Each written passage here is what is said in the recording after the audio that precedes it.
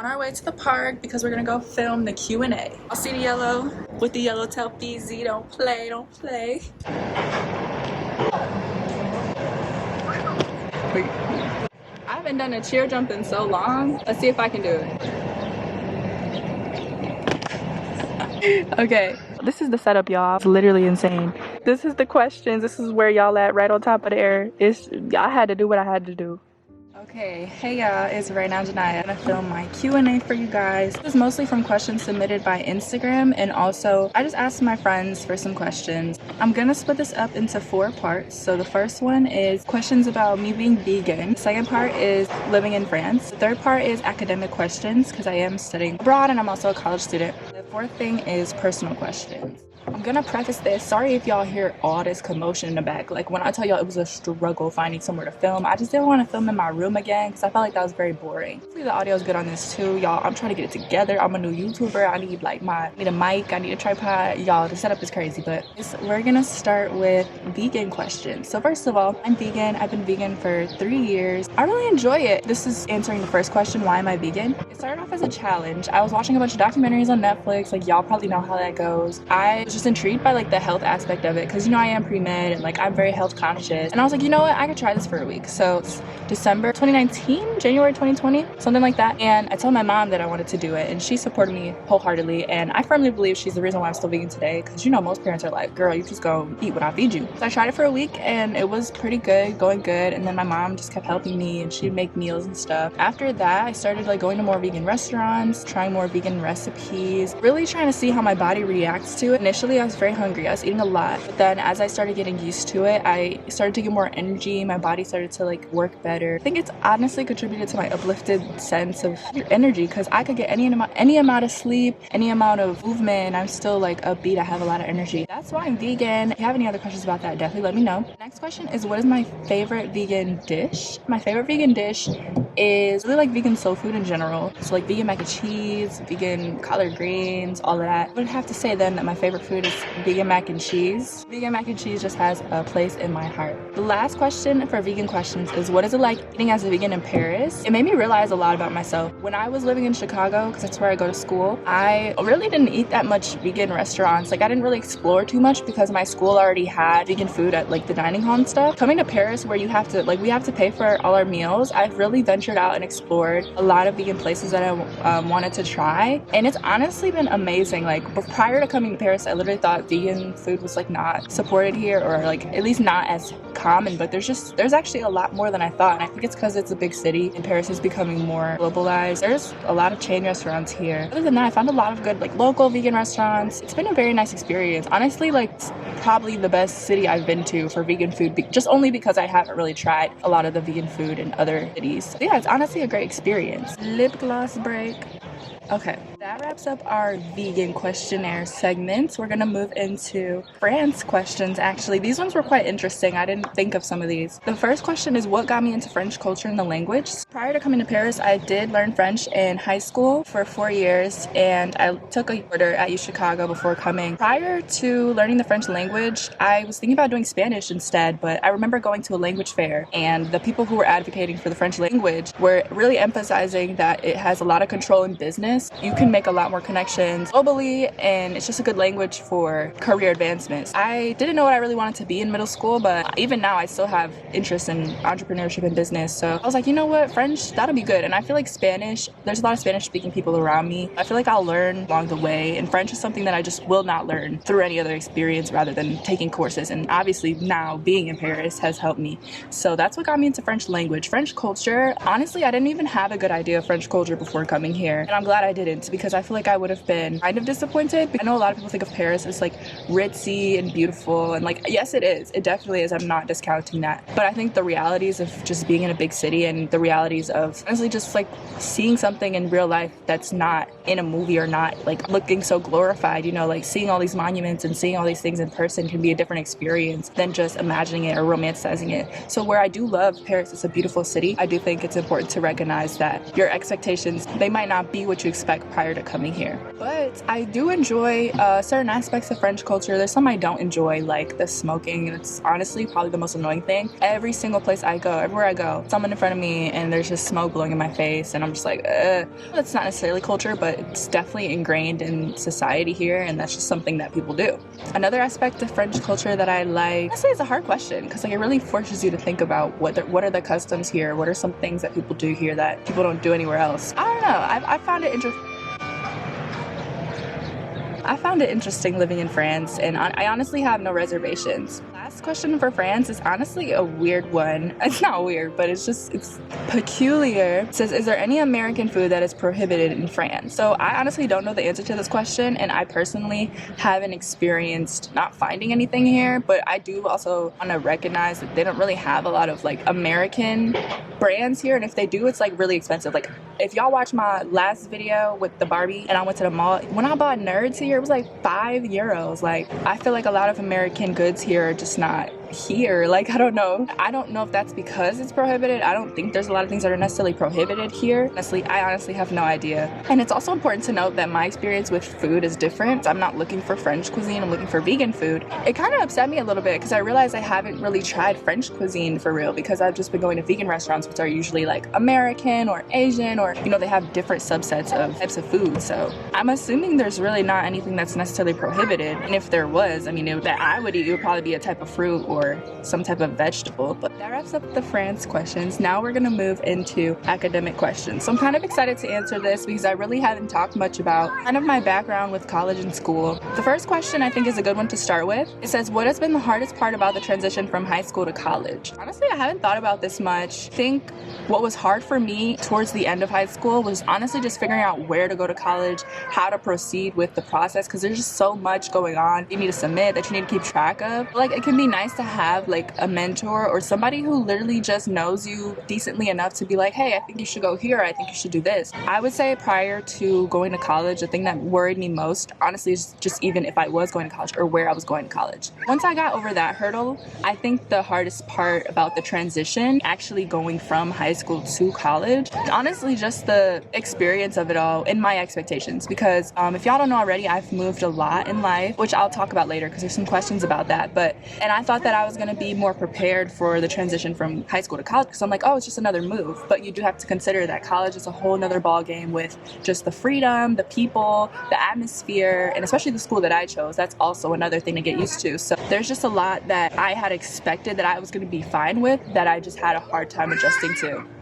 So with that adjustment though, I feel like over time I did get used to it, and I did find my ways of coping with the unfamiliarity of everything. So I wouldn't necessarily be worried about the transition, but I would say just take care of yourself and really check in with how you're doing and be honest with where you're at in your journey to learning what college is like. If you don't take a step back and kind of process everything, you're just gonna get lost. And I feel like that's almost sometimes what happened in the beginning of my college years. And I wanted to vlog actually my first year of college, but part of the reason why I didn't is because of this transition, and it was just a lot for me to take in. Yeah, I would say the hardest part has just been my expectations and really not kind of setting them up properly for what I thought that I would have been okay with. I don't know how to put that, but so that was the first question. The next question is, what was the biggest thing you were worried about before going to college? This is kind of along the same lines actually. I didn't realize that, but I would say worries is, this is kind of along the lines of the school that I went to. So I am a University of Chicago student. This is a very rigorous, very challenging school. So I was very worried about the level of rigor, and I honestly knew that I wasn't coming from a background where I took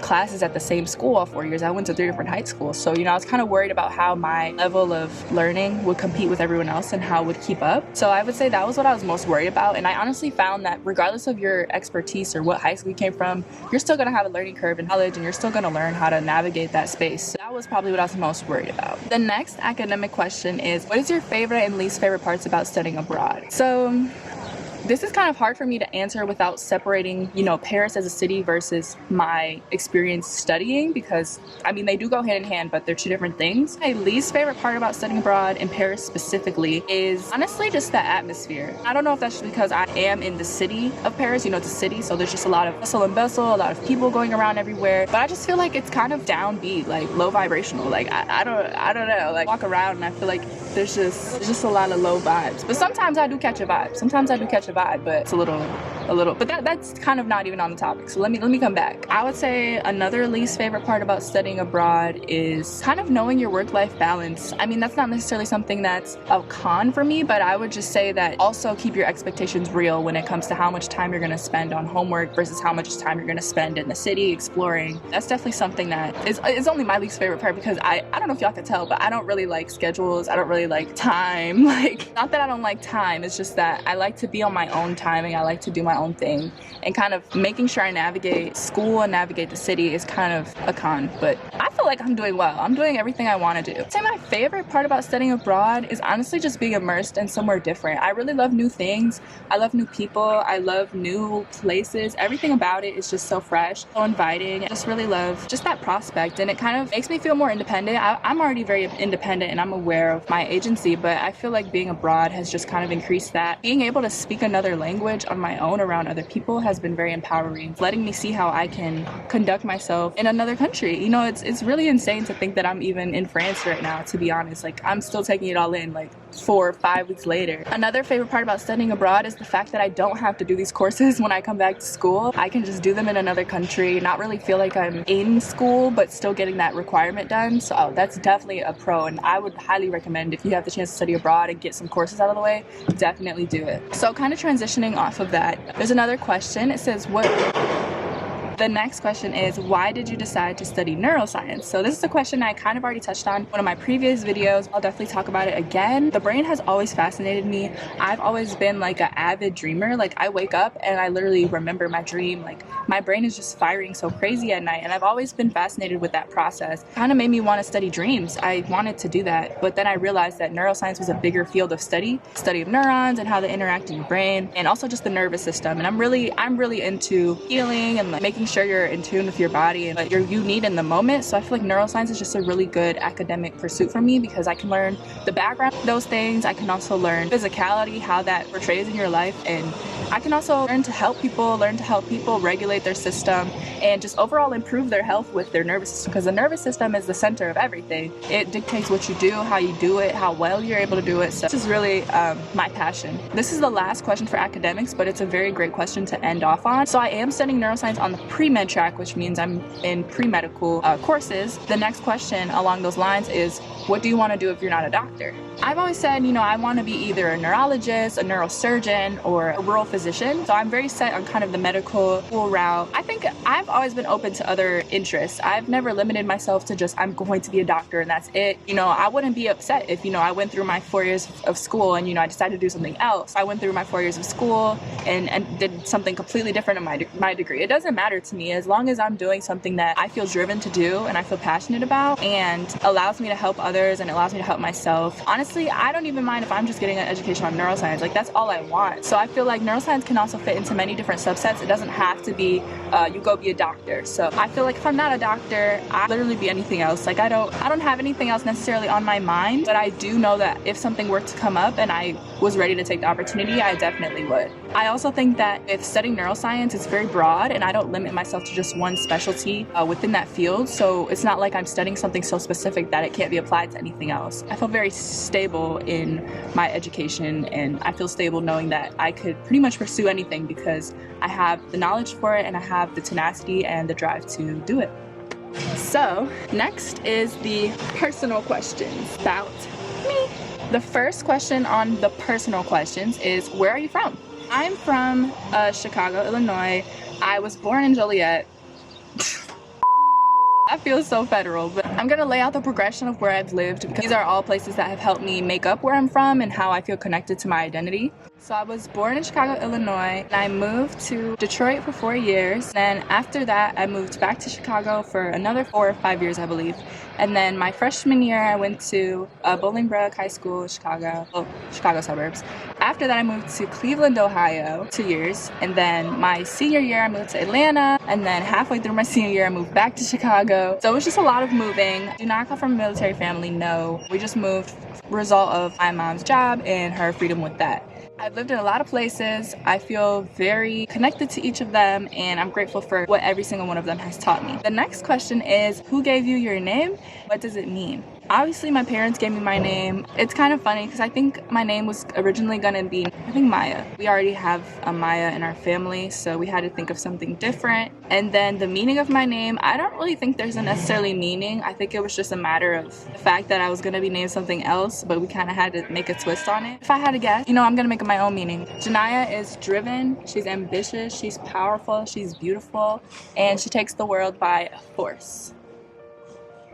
The next question is, what inspired you to do YouTube? Honestly, I've always loved being in front of the camera. I've always loved vlogging. I've always loved capturing moments. And I feel like YouTube is just the perfect place for that. I've done it before. I just have a lot of archived videos from prior years. But I'm excited to be pursuing it more seriously and also just documenting this time in Paris. Because even if I wasn't posting it to YouTube, I would still be vlogging and I would still be capturing these memories. Like YouTube is just a good outlet for other people to see what I'm doing. And I feel like it's very nice because instead of, you know, having to send people pictures or, you know, talk about what I've done, they can just watch my video and be like right there with me. So YouTube is just, I love it so much. It's been so nice and I feel very comfortable in front of a camera, and I just really love sharing my life and sharing advice because I feel like things you say can always inspire others in multiple ways and you never know. The next question is, what do you aspire to be and why? So I kind of touched on this a bit with my academic questions, but I do want to grow up to be somebody who helps others, serves others, improves people's health, and just makes people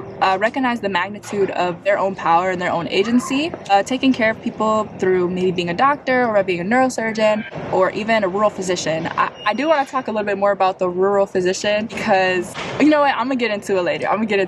I aspire to be something that helps somebody and that really makes a difference in the world, and I know that that's gonna happen. It's already happening right now. I'm always aspiring to be what I'm saying. Like, I'm always working to helping others and inspiring others. The next question is, what is something you currently value a lot? So my easy answer to this is time. I really value my time. I value how I spend it. I value where it goes. Whether that's just relaxing, I value that. Whether that's doing homework or going to class, like, I really am just aware of how I'm spending my time and how it affects the rest of my life and affects my goals. Time is just so important because, you know, we can lose so much of it so easily. You know, it's easy to just sit there, scroll on Instagram, easy to just do nothing, which is fine. Sometimes you need that. I won't even lie. Like, y'all see me on my Zoom, on my Insta, you know, but I feel like I'm just aware of how I spend my time. And even when I do spend my time in those places, I make sure it's intentional. If you scroll on my Instagram, let's see right now, it's a lot of people that inspire me. It's a lot of things that I want to learn more about. And I feel like I'm always learning when I'm on it. And I never see anything that's just not conductive to my growth and my goals and my health. So my Instagram is acting boo-boo right now, so I'm not going to show y'all. Oh, never mind.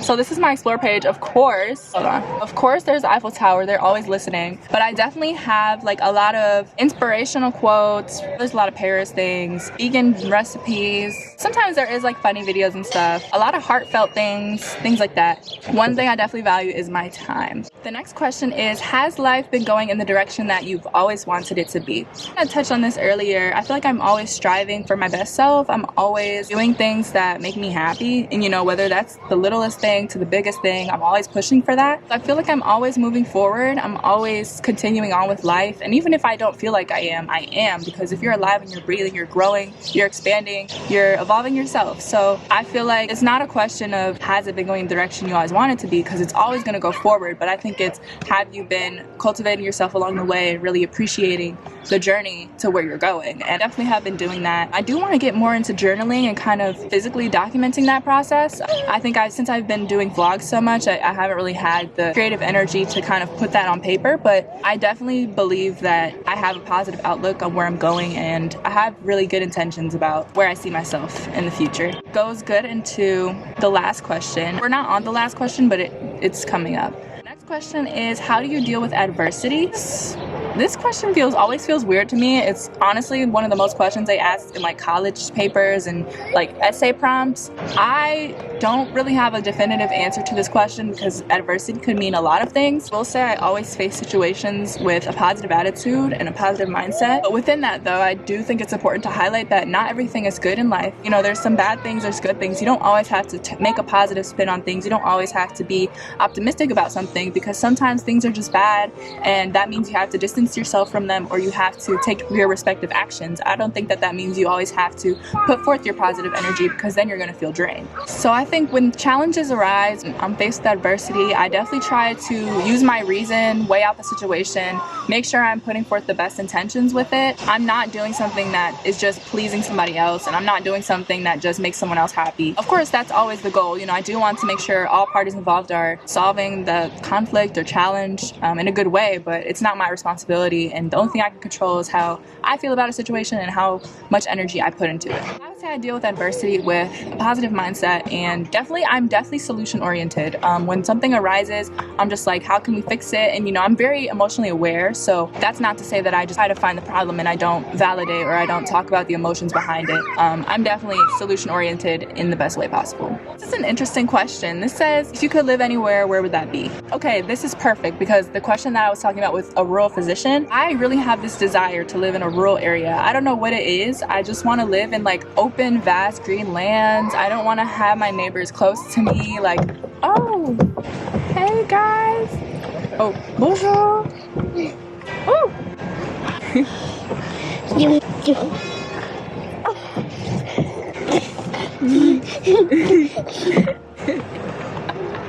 Okay, rural area. So I would love to live in a rural area. I just really find the countryside very relaxing, very fascinating. I've always wanted to have a homestead, live off the land. I don't know if that's just a result of me living in cities my whole life. Like, this could literally be just a dream that I had. But I really do want to live somewhere that's just green, open. And a part of the reason why I want to be a rural physician is because rural areas are very oftentimes underserviced in terms of medical care. And I feel like there's a lot of prejudices in those communities with even just wanting to go to the doctor or not feeling like they can trust their doctors. So I feel like that would be a good career for me if I wanted to have the best of both worlds with my health background and just wanting to live in a rural area. The next two questions are very similar. The first question is, would you like to be famous? I already feel famous, to be honest. I live every day like I am in my own world and I'm succeeding in everything I'm doing. Honestly, in terms of like fame by getting recognized, I don't really care too much for, but if I was famous, I'd want to be famous for touching people's hearts. I want to be famous for, I want them to see me as a positive person, and I want people to be excited when they meet me if I was famous, and I would want to be able to give them that energy. Like, if I was famous, I want to be somebody like Janya, like that's my girl. Like, I would just want to be known for being calm, collected, chill, putting positive energy out there. Yeah, if I was famous, I definitely want to be known as calm, happy, positive, uplifting, and just a good figure, a good role model. That was my answer on if I would like to be famous. The answer is yes, but for a good reason. Also, I already feel famous.